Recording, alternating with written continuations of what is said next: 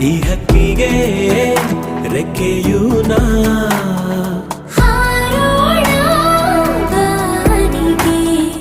ಈ ಜಗದ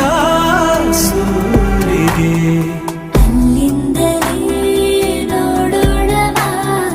ನಾವೆಲ್ಲದ ಭೂಲೋಕವ